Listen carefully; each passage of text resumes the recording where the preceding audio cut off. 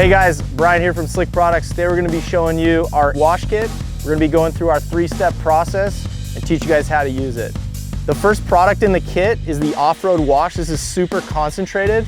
You'll want to either use a foam gun or a foam cannon to apply the wash. If you don't have either of those, you can use a bucket, but it's most effective if you use the foam guns. This product is designed to attack the heavy dirt and mud without stripping lubrication from bearings or pivot points. Step 2 is our cleaner and degreaser. This is a ready-to-use product. You're going to use this one just to target certain areas. It just has a little tougher grime that's oily. The last step is going to be the shine and protectant.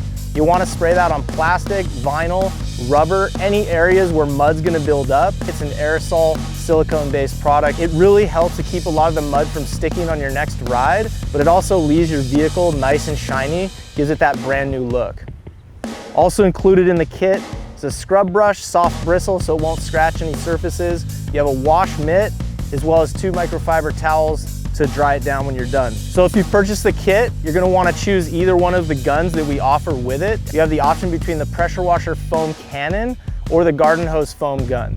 One of my favorites is the pressure washer foam cannon. This will clip in to any pressure washer that uses the 1/4 quick connect adapter on the wand. It's a pretty universal adapter, so before you buy it, you'll just wanna check your pressure washer to make sure you have that.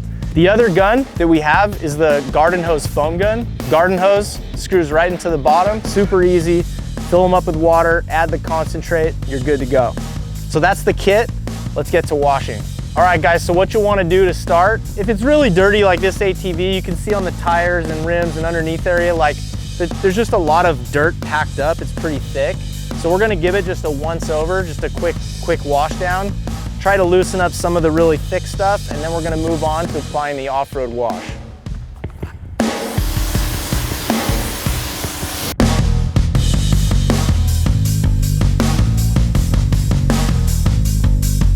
As you can see, some of the big heavy chunks have fallen off. That's kind of what you wanna do, is just get rid of, some of the really big stuff, just so that the off-road wash really can seep in. Today we're gonna be using a pressure washer to apply it, and showing you guys the foam cannon. But what we'll do is we're gonna foam it on, we'll agitate it a little bit on the heavy areas, and then we'll rinse it off after about 3 minutes.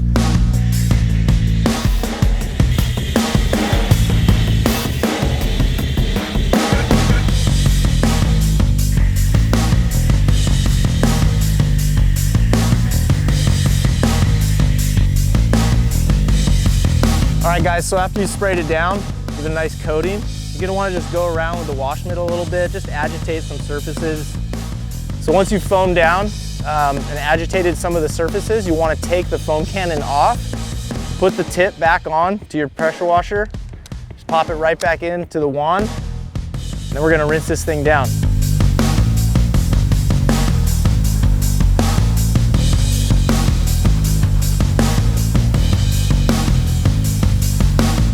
All right guys, so we hosed it down. As you can see, as we were doing it, a lot of the mud just really loosened up from the off-road wash. I mean, there is so much mud here in the driveway.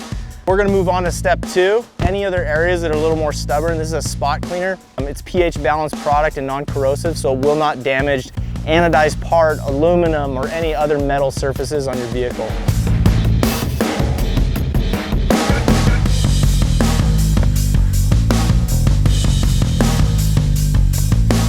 Just spray it down a little, scrub it in. Give it one last final rinse down, and then we'll move on to step 3.